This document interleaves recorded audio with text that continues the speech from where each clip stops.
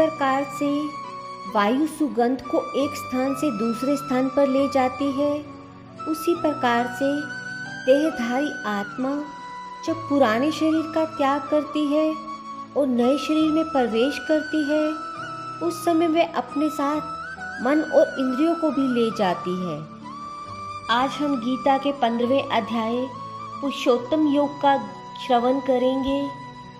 इस अध्याय में भगवान कृष्ण गहन आध्यात्मिक सच्चाइयों को व्यक्त करने के लिए एक दिव्य वृक्ष के रूपक का उपयोग करते हैं।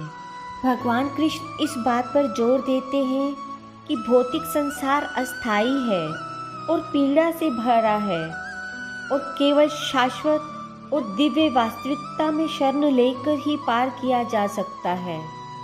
ऐसा कहा जाता है, जो कोई भी नियमित रूप से भगवत गीता के 15वें अध्याय पुरुषोत्तम योग को पढ़ता है, वह कृष्ण में विश्वास प्राप्त कर सकता है।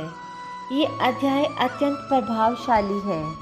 तो चलिए आरंभ करते हैं गीता का 15वां अध्याय पुरुषोत्तम योग, जिसमें कुल 20 श्लोक हैं। श्री भगवान बोले, संसार अश्वत्थ के समान है, जिसका पुराना पुरुष रूप जड़ ऊपर है और चराचर शाखा नीचे है। वेद इसके पत्ते हैं, जो ये जानता है वही ज्ञाता है। इसकी शाखाएं ऊपर फैली हुई हैं। सत्व, रज और तम गुण इसकी रसवाहिनी नसें हैं, इनसे इनका पालन होता है। शब्द रूप आदि इसकी डालियां हैं। पीछे कर्म रूप में प्रकट होने वाली इसकी जड़ें नीचे मनुष्य लोक में और भी नीचे तक चली गई हैं।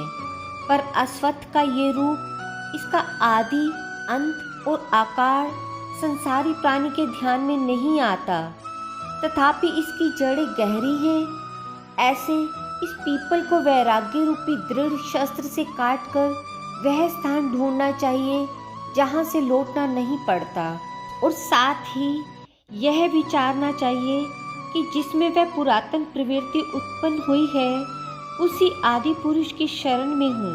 अहंकार और मोह रहित संग दोष को जीतने वाले आत्मज्ञान से निरत, सब कामनाओं से दूर, सुख दुख नामक द्वंद्व पदार्थों से मुक्त ऐसे ज्ञानी पुरुष शाश्वत पद को पाते हैं।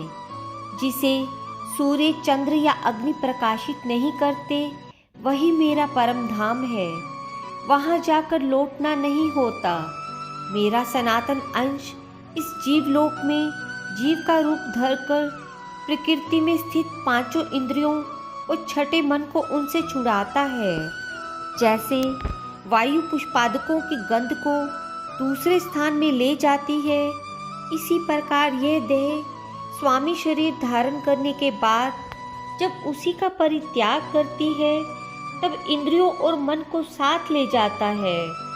कान, आँख, चर्म, जीभ, नाक और मन का आश्रय लेकर वह जीव विषयों का भोग करता है।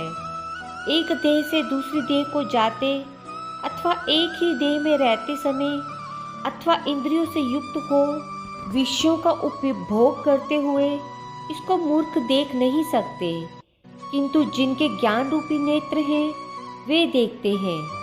यत्न करने से योगीजन इसे देख सकते हैं, परंतु अज्ञानी यत्न करके भी इसे नहीं देख पाते।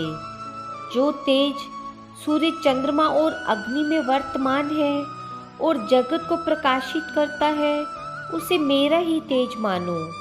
मैं ही पृथ्वी में प्रवेश कर अपने समस्त तेज से समस्त भूतों को धारण करता हूँ और उनमें भरा हुआ चंद्रमा बनकर ही सब औषधियों का पालन पोषण करता हूँ। मैं जठराग्नि होकर प्राणियों की देह में प्रविष्ट हूँ। प्राणवायु अपान वायु से संयुक्त होकर चारों प्रकार भक्ष्य, भोज्य, लोष्य, लह में से भोजन किए हुए पदार्थों के अन्न को पचाता हूँ। संपूर्ण भूतों के हृदय कमल में निवास करता हूँ। मुझसे ही समृद्ध ज्ञान और सुख का नाश होता है। सब वेदों में जानने योग्य मैं ही हूँ। वेदांत का कर्ता और वेदों का ज्ञाता मैं ही हूँ। इस संसार में क्षर और अक्षर ये दो पुरुष हैं। जितने नाशवान प्राणी हैं वे क्षर कहलाते हैं और उसमें कूटस्थ अर्थात शैल शिखर को भांति चैतन्य को अक्षर कहते हैं। किंतु उत्तम पुरुष परमात्मा विकार रहित सर्वनियंता बुद्ध मुक्त नित्य रूप तीनों लोकों में प्रविष्ट होकर धारण पोषण करता है, वे इन दोनों से अलग है। मैं क्षर अक्षर से उत्कृष्ट हूँ। इस कारण से लोक और वेद में पुरुषोत्तम नाम से विख्यात हूँ। हे भारत, उत्तम ज्ञानी जन इस प्रकार से मुझको पुरुषोत्तम जानता है। वह सब कुछ जानता है और सर्वतोभावेन मेरा ही स्मरण करता है। हे भारत, शास्त्रीय गुह्य ज्ञान को जो मैंने कहा है जानकर बुद्धिमान पुरुष कृत्य होता है। राधे राधे। इस अध्याय में संपूर्ण जगत के कर्ता हर्ता सर्वशक्तिमान सबके नियंता सर्वव्यापी अंतर्यामी परम दयालु सबके सुहृद आधार शरण लेने योग्य सगुण परमेश्वर पुरुषोत्तम भगवान के गुण प्रभाव और स्वरूप का वर्णन किया गया है एवं क्षर पुरुष अक्षर पुरुष और पुरुषोत्तम पुरुष इन तीनों का वर्णन करके क्षर और अक्षर से भगवान किस प्रकार उत्तम हैं, वे किस लिए पुरुषोत्तम कहलाते हैं और किस प्रकार उनको प्राप्त किया जा सकता है इत्यादि विषय भली भांति समझाए गए हैं। इस कारण ही इस अध्याय का नाम पुरुषोत्तम योग रखा गया है। 15वें अध्याय की समाप्ति।